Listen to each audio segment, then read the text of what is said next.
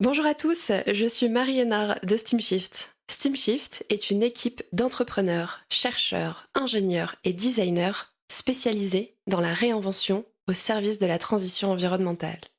Tout le monde a sa propre vision du futur, mais la plupart d'entre nous est d'accord sur le fait que le modèle économique et industriel actuel n'est plus soutenable et donc plus désirable. Quel serait le nouveau récit pour notre société ? C'est pour répondre à cette question et nourrir nos imaginaires que nous avons créé ce podcast Dessine-moi un futur désirable.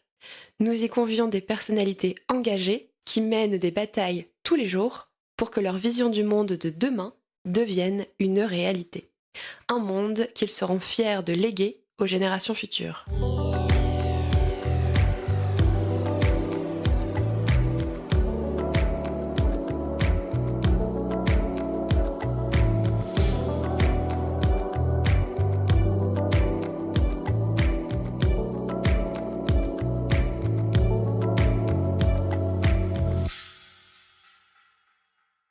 Dans ce dernier épisode de la saison 2, j'accueille Alexis Duval. Alexis est cofondateur et CEO d'Intact Régénérative. C'est une jeune start-up française avec une grande ambition. Créer une nouvelle filière agroalimentaire autour des protéines végétales et des produits de fermentation régénératifs.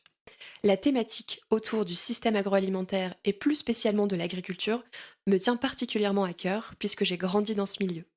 Je suis donc heureuse de mettre les projecteurs sur des sujets encore peu connus du grand public, comme par exemple la pollution des engrais azotés ou la dégradation chimique des sols. Si on ne travaille pas dans le secteur, ces sujets peuvent parfois nous paraître abstraits. Mais ne l'oublions pas, ils sont essentiels pour la survie de l'humanité. Maintenant, avec une population de 8 milliards de personnes, comment se nourrir sans pour autant sacrifier la planète et ses écosystèmes ? C'est parti. Bonjour Alexis. Bonjour Marie. Bienvenue, merci d'être ici aujourd'hui. Merci beaucoup pour l'invitation. Avec grand plaisir. Donc Alexis, tu es entrepreneur et fondateur d'Intact, donc une start-up créée en 2022 qui s'inscrit dans la transition du système agroalimentaire. Quand je dis en fait système agroalimentaire, je parle d'une longue chaîne complexe avec beaucoup d'acteurs tous interconnectés. Mais en gros, et tu me dis si je me trompe, mais on va parler de ce qui se passe dans les champs jusqu'à l'assiette. Exactement. Parfait. Et donc voilà, je veux juste en fait repréciser que ce sujet, il était très important pour nous, l'équipe, parce qu'en fait, il est vraiment central dans la mesure où une assiette, en fait, on en a 3 fois par jour à peu près devant nous. Donc intéressons-nous ensemble au système qui nous nourrit. Alors Alexis, je te propose de commencer par te présenter, mais sans me parler de ton métier. D'accord, c'est un exercice, une question difficile. Oui, tout le monde me le dit. Donc je suis Alexis, j'ai 45 ans, je suis père de 3 enfants, 3 enfants adorables, Maxime, Victoire et Jean, voilà. Et puis je suis effectivement passionné par toutes les questions liées à l'alimentaire, que ce soit au plan agricole, mais également à la façon dont sont produits et acheminés jusqu'au consommateur. Les aliments qu'on consomme tous les jours. Ok, donc c'est-à-dire que même dans ton temps entre guillemets personnel, c'est des questions qui t'animent aussi ? Alors j'ai pas beaucoup de temps personnel. Quand D'accord. On est dans un projet comme le mien, c'est assez prenant. Ceci dit, c'est vrai que c'est un fil conducteur depuis tout petit. Est-ce que tu peux nous en parler en fait, comment cette passion pour ce secteur est née ? C'est une histoire un petit peu familiale, puisque mon grand-père déjà travaillait dans l'agroalimentaire, donc la production de sucre et d'alcool, notamment à partir de betteraves. Après la Seconde Guerre mondiale, il y a eu un besoin de reconstruire toute une filière de production pour parvenir à l'autonomie alimentaire. Et donc, c'est effectivement à ce moment-là qu'il s'est intéressé à la production de sucre. D'accord, et donc toi, à cet âge-là, t'étais pas encore né ? Dès petit, je passais... mais dès petit, je passais mes dimanches midi déjeuner familial dans la cour de la sucrerie, dans l'Aisne, à Origny-Sainte-Benoîte. D'accord, ok. Et donc après, pendant tes études, etc., c'est un sujet qui t'a suivi ? Oui, et c'est surtout par cet angle-là le fil conducteur du sujet pour lequel on est là aujourd'hui et les questions environnementales.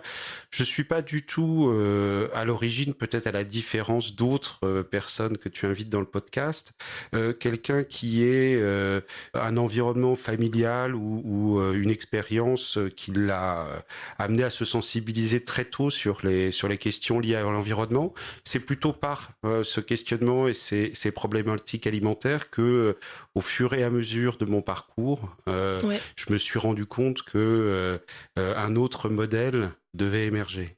Et justement, ce point-là m'intéresse. Ça a été quoi les quelques éléments qui ont commencé à être questionnés? J'imagine qu'il y en a eu plusieurs. Est-ce que tu peux nous en partager un ou deux? Ouais, bien sûr.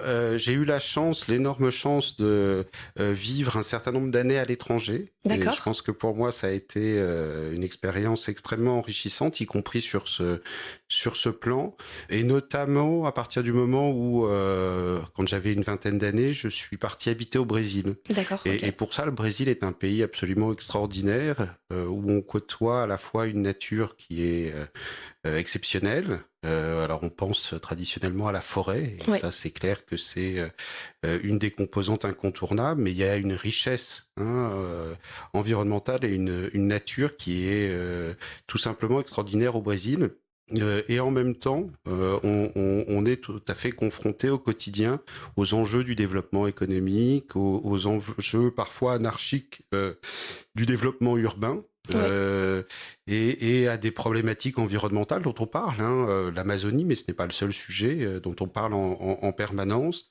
Et si tu me demandes une anecdote, pour moi, si tu veux, l'expérience la plus marquante, je pense, a été un déplacement que j'ai eu la chance de faire avec des amis brésiliens qui m'ont emmené visiter le Pantanal. Alors le Pantanal n'est pas la région la plus connue du Brésil, ce qui lui permet de rester très préservé.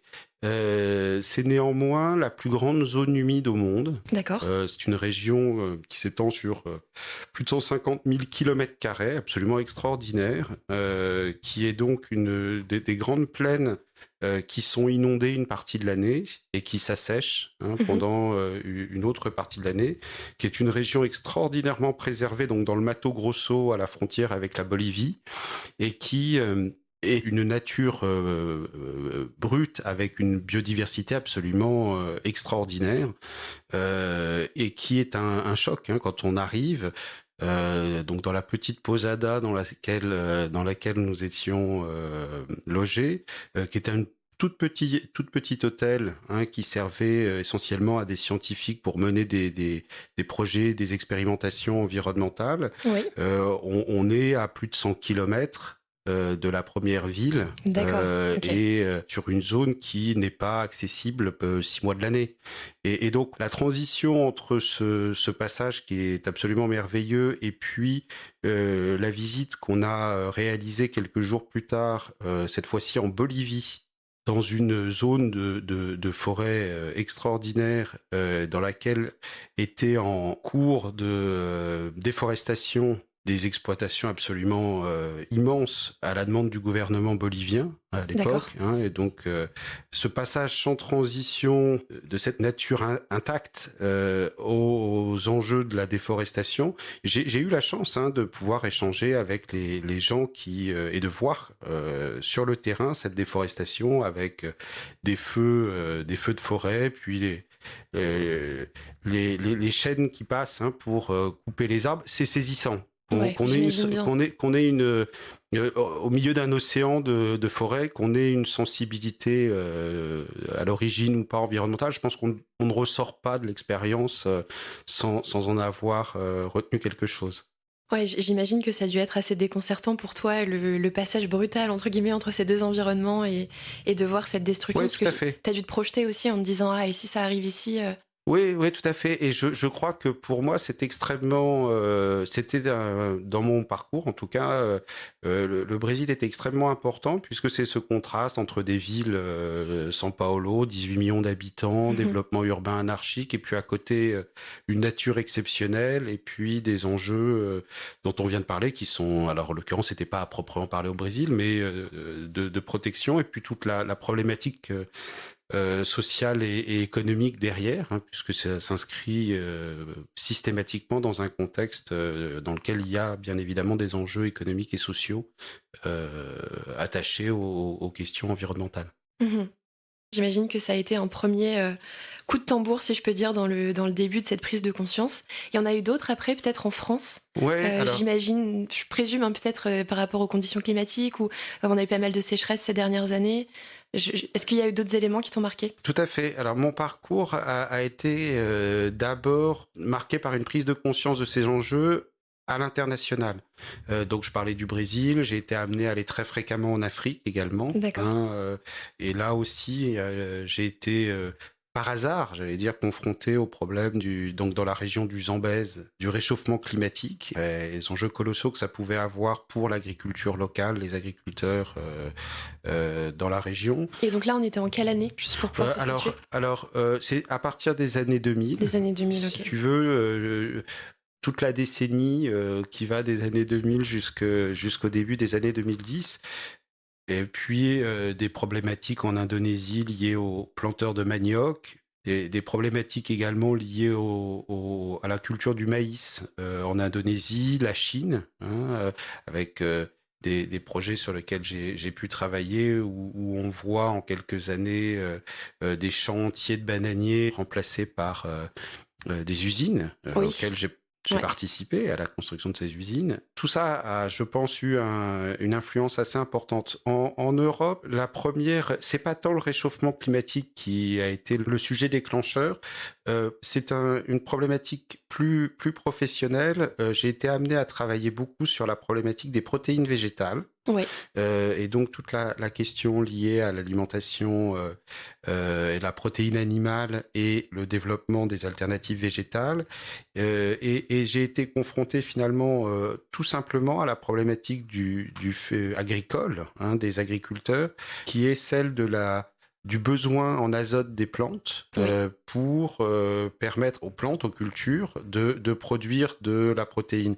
Avec donc un paradoxe extrêmement important, c'est que les consommateurs souhaitent manger plus de protéines. D'un autre côté, pour des raisons environnementales, à l'époque, les agriculteurs étaient confrontés à une impasse qui était la réduction de l'utilisation d'azote pour des raisons environnementales, et donc comment dépasser cette problématique. Donc c'est plutôt sous ces angles-là, hein, d'évolution alimentaire et sociétale, hein, que par ces biais-là que j'y ai été confronté en Europe.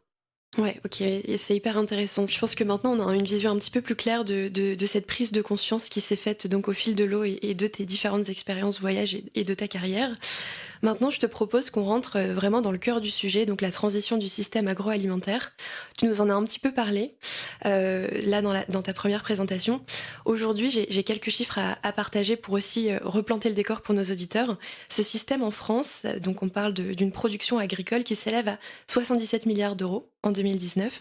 Un autre chiffre intéressant, c'est qu'en France, 52% du territoire est composé de surfaces agricoles et la France est la première agriculture européenne en termes de production. C'est des chiffres issus du ministère de l'Agriculture. Je trouvais ça intéressant de poser ces chiffres au début. Ça peut nous paraître impressionnant et il y a tout un tas de chiffres aussi assez forts et intéressants sur le site du ministère. Et je me dis, en fait, quand j'ai lu ça, je me dis, ok, comment on en est arrivé là aujourd'hui? Est-ce que tu pourrais, pour commencer, nous faire un panorama des grandes évolutions qui ont marqué l'agriculture? Un espèce de petit récap historique en accéléré. Ouais, bien sûr, la France a de très longue date toujours été une puissance agricole, hein, Ok. aussi loin que l'histoire de la France nous permet de se projeter. Ça a toujours été une activité qui a fait la force du pays. Elle a évolué bien évidemment au fur et à mesure du temps. D'abord avec la révolution industrielle et la modernisation de l'agriculture a été un des facteurs déterminants, hein, qui a permis la révolution industrielle. Et ensuite, je crois que pour ce qui nous intéresse aujourd'hui, le point le plus important, c'est la transformation qui est survenue après, en Europe, après la Seconde Guerre mondiale, en Europe et en France, un petit peu plus tôt aux États-Unis, avec finalement le développement de l'agriculture tel que on le connaît aujourd'hui, parfois qualifié d'industriel, Oui. qui a profondément modifié les paysages, mais qui a aussi été, il faut pas l'oublier, une modification profonde de notre alimentation et de la façon dont les consommateurs occidentaux ont souhaité consommer depuis les années 60. Et donc, si tu veux, le premier point pour moi qui est extrêmement important à ne jamais oublier, c'est que ces évolutions agricoles s'insèrent dans un contexte plus large qui est finalement, qui ne doit pas être réduit à l'agriculteur. L'agriculteur s'inscrit dans un écosystème composé en amont d'un certain nombre d'acteurs qui leur fournissent des semences, des solutions génétiques, des outils pour pouvoir travailler.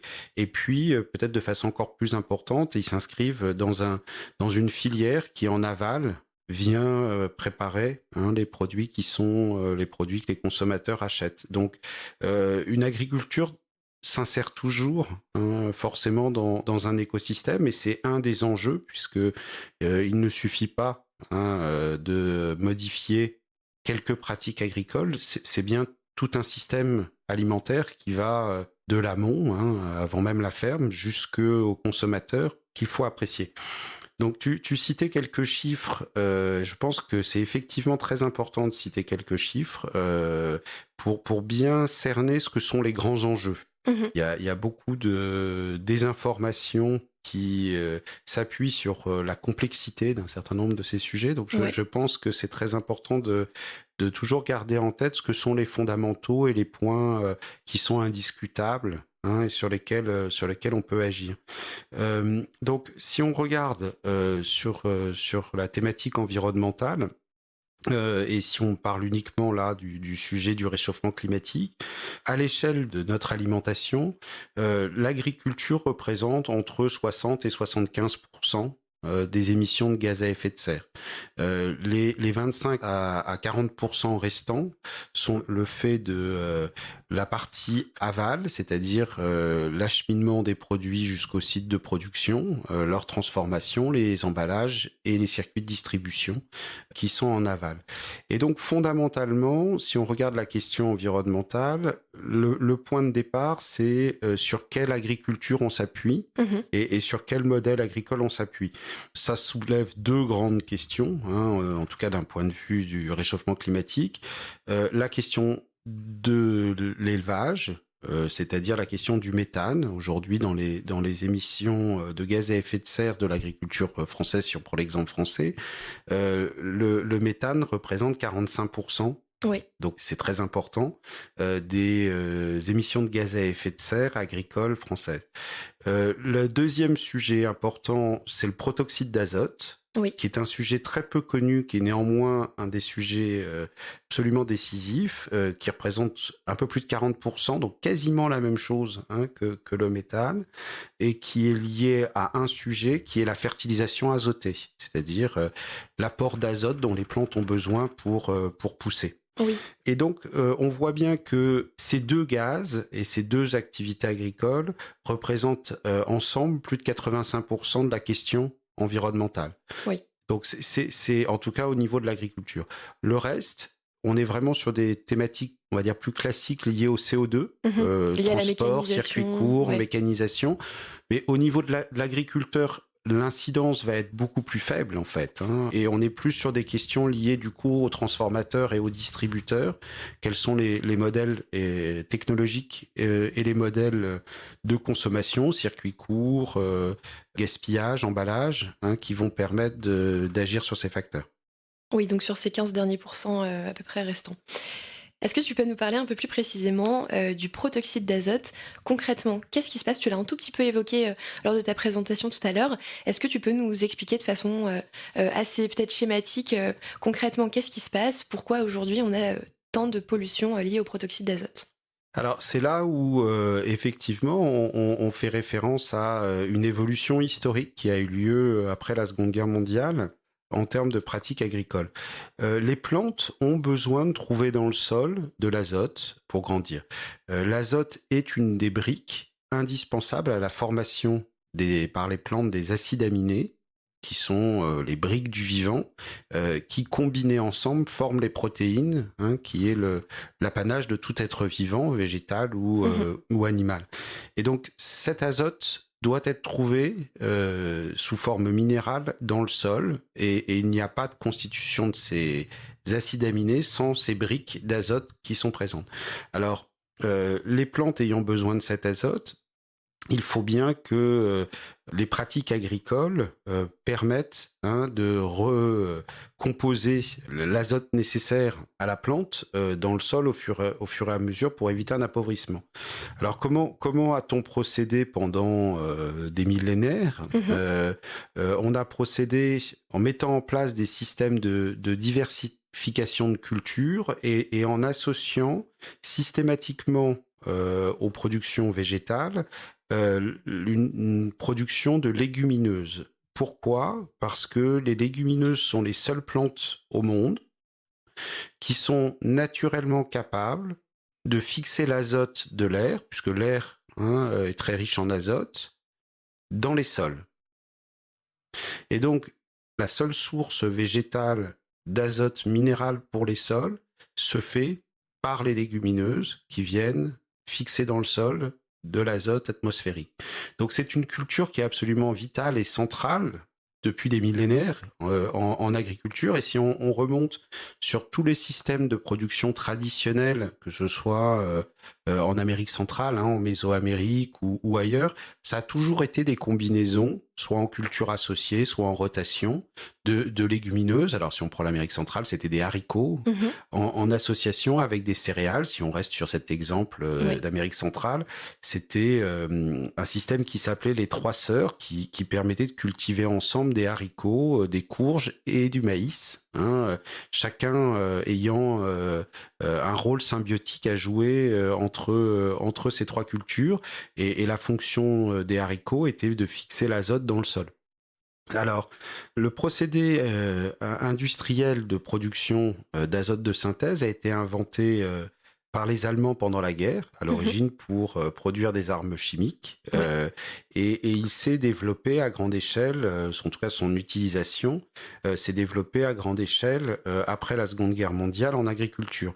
Et donc c'est tout un système qui a permis, mais c'est à la fois la cause et la conséquence, bien sûr, qui a permis le développement d'une alternative de synthèse pour pouvoir remettre de l'azote dans les sols sans recourir à ces rotations ou à cette diversité de cultures.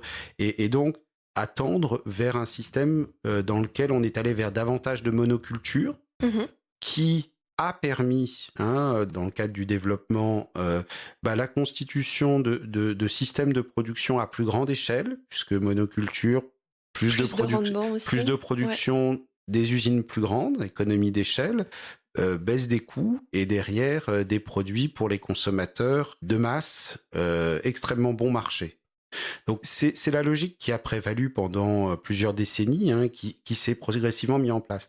La limite du système, c'est que quand on fait des apports d'azote dans le sol, on a deux grands problèmes de pollution et on engendre un certain nombre de déséquilibres dans la vie des sols. Le premier problème, c'est que une partie de l'azote se volatilise dans l'air et dégage du protoxyde d'azote, qui est un gaz à très fort pouvoir de réchauffement, qui contribue par ailleurs à la pollution atmosphérique, puisque c'est un des composants qui contribue à la formation de particules fines et donc à la pollution dans les zones urbaines. Est-ce qu'on n'est pas sur 80 fois plus réchauffant que le CO2 ? 250. 250. Et avec une durée de vie dans l'atmosphère extrêmement longue, qui peut dépasser 100 ans, donc une dégradation très lente. Le deuxième problème qui est plus connu du grand public de l'azote, c'est qu'une partie de cet azote qui est déposé sous forme d'engrais ruisselle quand il pleut et finalement peut se retrouver dans les nappes phréatiques. Et à ce moment-là, phénomène plus connu, on peut engendrer ou contribuer à des pollutions aux nitrates. Donc une dégradation de la qualité d'eau. Et puis, s'agissant bien évidemment d'un engrais, on stimule la croissance d'algues, ouais. c'est susceptible de contribuer à des problématiques de prolifération d'organismes qui, dans des conditions naturelles, ne proliféreraient pas de la même manière. Et donc, ce sujet, il est important au niveau environnemental, mais il faut comprendre qu'il a également une incidence très importante qui est moins visible, mais néanmoins extrêmement forte. C'est que il va modifier l'équilibre de la vie des sols, puisque en apportant des quantités importantes d'azote à des moments précis, on va favoriser le développement d'un certain nombre de bactéries du sol qui vont occuper la niche écologique au détriment d'autres micro-organismes dans le sol, et notamment d'un grand nombre de champignons. Mhm. Et en modifiant cet équilibre des sols, on vient perturber finalement tous les processus de dégradation de la matière organique dans le sol. Oui, en fait là, quand je t'entends, j'ai l'impression qu'il y a vraiment eu deux phases. La phase pré-Seconde Guerre mondiale, où en fait avec la rotation des différentes légumineuses et céréales, on arrivait à maintenir cet équilibre naturel du cycle de l'azote. Après la Seconde Guerre mondiale, on a l'ajout d'intrants pour pouvoir booster quelque part la production et répondre à une demande qui est croissante.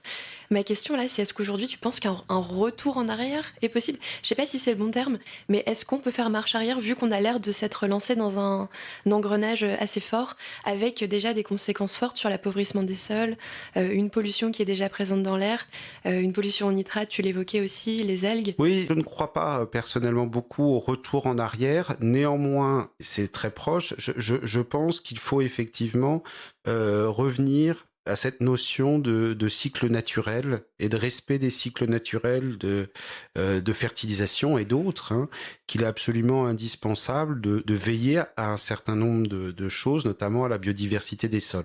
Donc ça passe effectivement par le retour à un certain nombre d'éléments qui sont des éléments fondamentaux, mais qui sont finalement, je le qualifierais pas de retour en arrière, qui sont des éléments fondamentaux des cycles naturels de notre planète, du vivant, de la nature, de la biologie.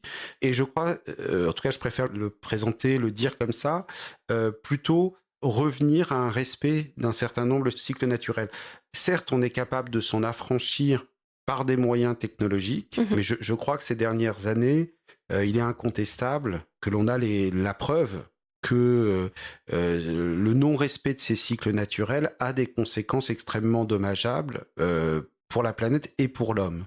Et donc c'est bâtir quelque chose de nouveau, pas forcément revenir à ce qui était à l'identique, la façon de travailler, de consommer il y a 50 ou 70 ans, Oui, bien sûr. mais par contre dans le respect de ces cycles qui permettent finalement à l'environnement de se régénérer. Oui, effectivement, quand je disais retour en arrière, je pensais plutôt à l'état de la Terre et de sa qualité telle qu'elle était à l'époque. Je me disais, est-ce qu'on peut retrouver quelque part une qualité similaire si on change les pratiques, en fait ? Alors, la bonne nouvelle, c'est que oui. Ok, ça fait du bien, des bonnes nouvelles. On peut, et on voit, et ça c'est très encourageant, on voit que finalement ça réagit assez vite, le vivant réagit assez vite, et on est capable de retrouver en l'espace de relativement peu de temps un équilibre de la vie des sols intéressant, ce qui ne doit absolument pas être une excuse pour ne pas le faire. Oui. Et ne pas enclencher la démarche, mais on voit que on est dans une logique où en tout cas on peut se remettre assez rapidement dans une démarche qui va dans le bon sens. Et pour moi, c'est l'exemple qu'on a eu également sur la problématique du trou de la couche d'ozone, où on a bien vu que l'action de l'homme pouvait avoir effectivement un effet réel et positif, même si le problème n'est pas encore complètement résolu. Je crois que c'est la même chose, à condition de s'y mettre résolument, Oui. et d'adopter des comportements qui vont dans le bon sens. Et effectivement, pour moi, un des enjeux centraux, si ce n'est pas peut-être le plus important, à ce stade aujourd'hui, c'est de traiter cette problématique de la fertilisation azotée. Et c'est une très bonne transition puisque c'est, j'imagine, ce qui t'a beaucoup drivé dans la co-création d'Intact l'année dernière. Est-ce que tu peux nous en dire plus concrètement ? Qu'est-ce que c'est Intact et où vous en êtes aujourd'hui ? Ouais. Donc, l'idée d'Intact, effectivement, c'est de venir proposer une offre nouvelle alimentaire qui réponde à ces nouveaux enjeux. En tout cas, les enjeux ne sont peut-être pas nouveaux, mais en tout cas à la compréhension qu'on en a aujourd'hui, et donc effectivement de répondre aux nouvelles attentes alimentaires qui sont plus végétales et qui sont tournées vers une alimentation plus riche en fibres et en protéines, plus saine, moins transformée. Et en même temps, de pouvoir le faire sur la base d'un modèle de production qui soit agricole, mais également en termes de préparation des produits, respectueux de l'environnement, des cycles naturels et économe en énergie et en eau. Tout ça d'un coup. Oui, c'est-à-dire que en fait, ce qui est important, c'est d'avoir un système cohérent. Et donc, intact, c'est quoi ? C'est effectivement la réintroduction des légumineuses comme clé de voûte d'un modèle agronomique respectueux des sols et de la biodiversité et de la réduction de gaz à effet de serre. C'est un modèle qui permet, à travers la biodiversité des sols, de travailler également la question de la fertilité des sols. Ouais. Puisque quand on a un meilleur équilibre de la vie des sols, on a une meilleure dégradation par les micro-organismes de la matière organique, et donc on vient favoriser la formation de carbone stable dans le sol. Donc on séquestre plus de carbone dans le sol. Donc c'est pas simplement on émet moins, c'est également on séquestre, on absorbe. Donc on a un rôle positif à jouer sur le climat. On a une meilleure structure de sol, donc on a une meilleure résilience climatique des sols. Donc ce qui permet par rapport au problème du réchauffement climatique d'avoir une meilleure résilience des rendements, les plantes souffrent moins de la sécheresse. D'accord. Et on vient enrichir les sols. Et donc pour l'agriculteur, c'est une meilleure fertilité qui permet donc la mise en place d'un écosystème extrêmement favorable, que ce soit pour les agriculteurs, pour la société, les consommateurs, mais également qui permet d'avoir un modèle local dans lequel on nourrit les gens, puisque c'est indispensable, mais sur des circuits courts et sur un modèle vertueux. Et quand je t'entends, je me pose la question, à quel point c'est facile ou pas pour un agriculteur aujourd'hui d'introduire des légumineuses dans ses rotations ? Non, c'est difficile. Okay. C'est difficile. C'est pour ça, pour des facteurs extérieurs, si tu veux. Au cours des 30 ou 40 dernières années, les systèmes de production se sont spécialisés autour de quelques grandes cultures, autour du blé en Europe, du maïs, du soja en Amérique. Et donc, pour ces grandes cultures, l'agriculteur a accès facilement à des solutions extrêmement bon marché. Donc tu veux dire en les termes semences, de semences, les engrais, exactement. Ouais. En termes de semences, en termes de solutions et d'offres pour le stockage de ces productions, pour la collecte, en termes de commercialisation aussi. En termes de conseils agronomiques aussi, les choses. Donc voilà, on a des grandes sociétés en amont qui ont une offre extrêmement développée, extrêmement compétitive, et également en aval pour la commercialisation des produits. Et donc on est vraiment pour l'agriculteur sur quelque chose qui est très optimisé, qui s'est développé au cours des dernières décennies.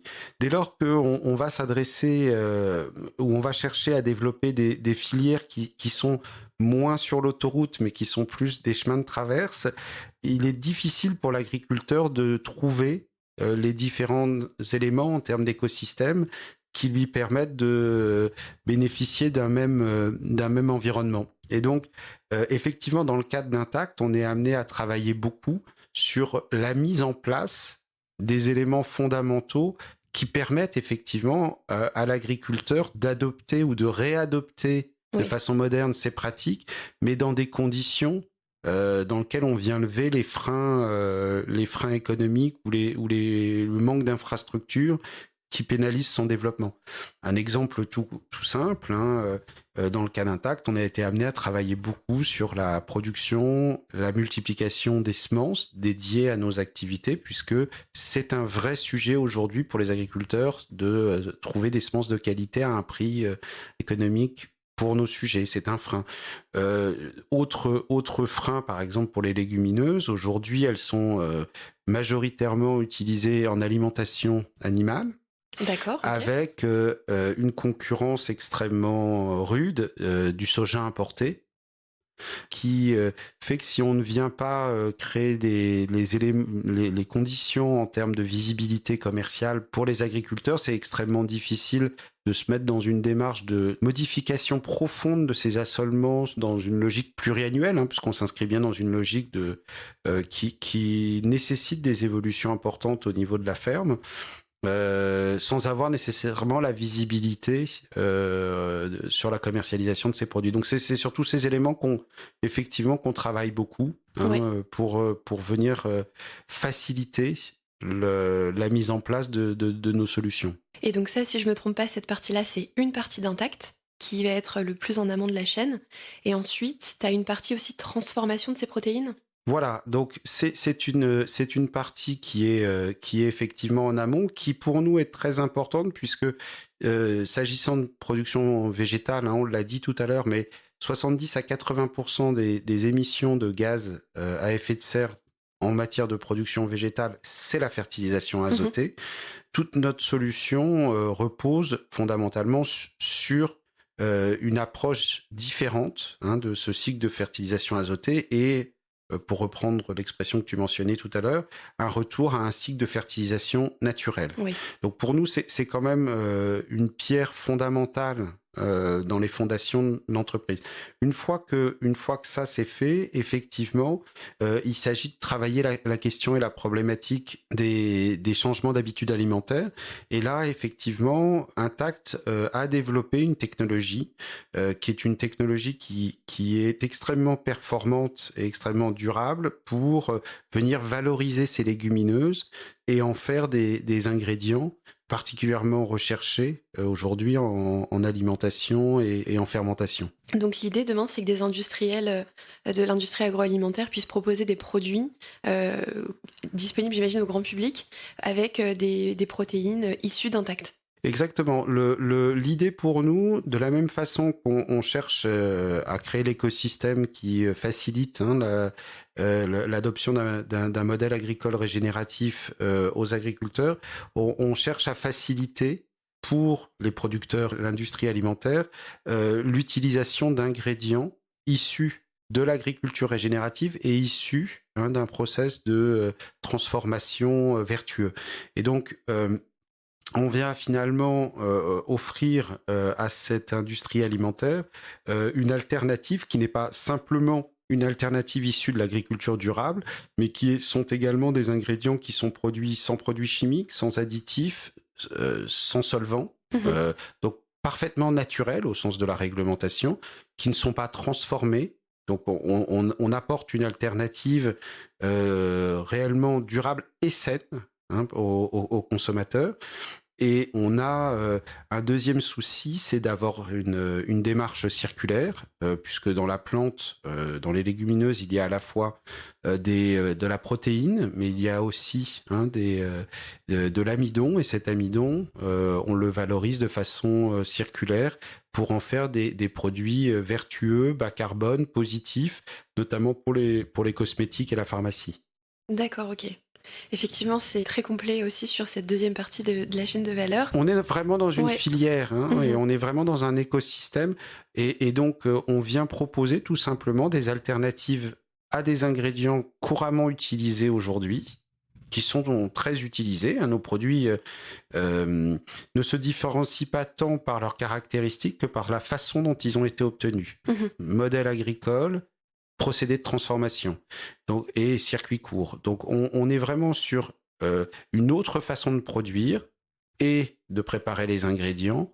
Et donc on propose une alternative à des produits et des ingrédients d'utilisation courante, mais sur un modèle de production radicalement différent. Je t'ai posé la question sur les agriculteurs, à quel point c'est facile ou pas de changer et de changer leurs pratiques. Pareil pour les industriels, à quel point c'est facile ou pas pour eux d'intégrer des nouveaux ingrédients dans leurs recettes. Alors ça, c'est un point sur lequel on a beaucoup travaillé finalement pour que nos produits soient parfaitement substituables aux produits existants. Et donc, notre idée, c'est que plus on sera capable de venir proposer des alternatives facilement substituables, plus on vient faciliter finalement l'adoption de produits issus de filières durables aux consommateurs. C'est sûr que plus on a nécessité à modifier les habitudes de consommation ou les caractéristiques de produits, plus on va ralentir le rythme de diffusion des nouveaux modes de production. Est-ce que tu as un exemple concret d'un ingrédient qui serait substitué par un autre pour qu'on puisse Oui, rendre bien sûr. compte? Par exemple, on va produire un type d'alcool particulier qui est un alcool neutre, qui est très utilisé couramment en cosmétique, dans la pharmacie, pour les produits désinfectants, en alimentaire. Le produit que nous allons faire est strictement identique au produit qui est une base neutre, qui est au produit conventionnel issu de filières conventionnelles. Donc la possibilité de substitution est immédiate. Oui. Simplement, c'est sûr que ça a été produit de façon très différente des modes conventionnels. Je pense que là, on a vraiment bien compris le développement de cette nouvelle filière que je qualifierais d'audacieux quand même et d'ambitieux. Concrètement, aujourd'hui, dans tout ça, t'en es où? C'est bien évidemment ambitieux parce que je pense que pour réussir notre transition environnementale, on a besoin effectivement de mettre en place un certain nombre de briques dans l'écosystème, et donc il y a effectivement un certain nombre de choses à mettre en place au début.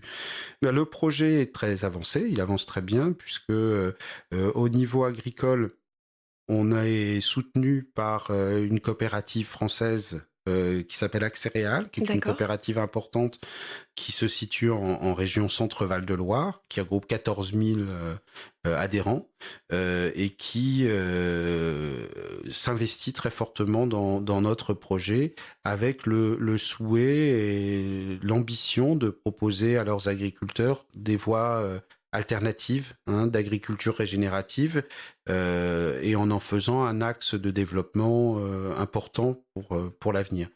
On a été également amené à échanger récemment avec les agriculteurs qui se sont engagés dans cette démarche à nos côtés récemment.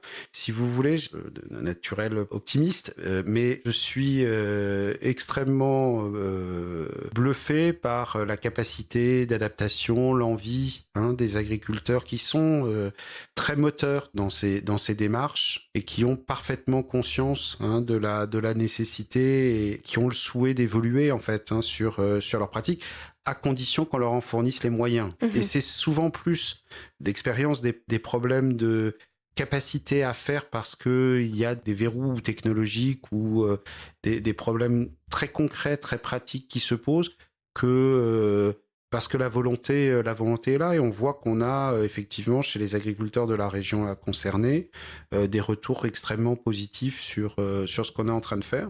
Et on a également des retours très intéressés de la part de grands groupes industriels par nos produits, parce que je pense qu'aujourd'hui, il est indéniable que ces problématiques du modèle de l'évolution de nos modèles de production sont quand même dans l'esprit de la majorité des entreprises, grandes ou petites.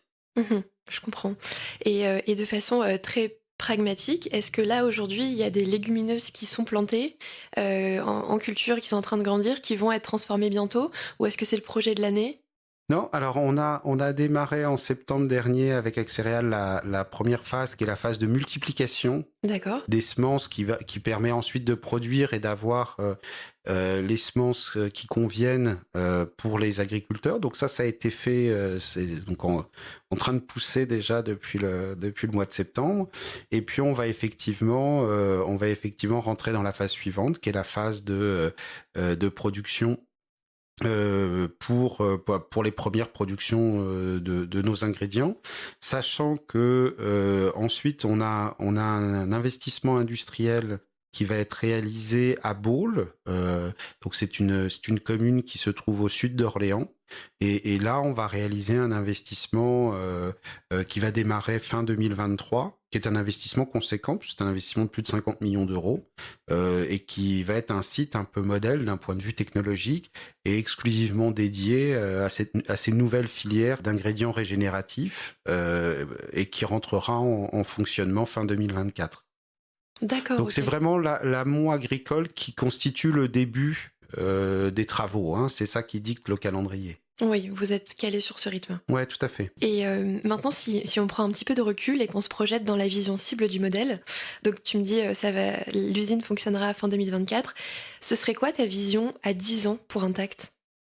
C'est une très bonne question. Je n'ai malheureusement pas de boule de cristal, mais je pense que l'évolution naturelle pour Intact, c'est bien évidemment d'aller plus loin dans cette logique. C'est-à-dire, à partir du moment où on a posé les fondations sur des systèmes agricoles et agronomiques performants, c'est de continuer à pousser, et on travaille déjà dessus en fait, ce sont les étapes suivantes, pour aller plus loin sur les problématiques de séquestration de carbone dans le sol, de compréhension des enjeux liés à la biodiversité des sols.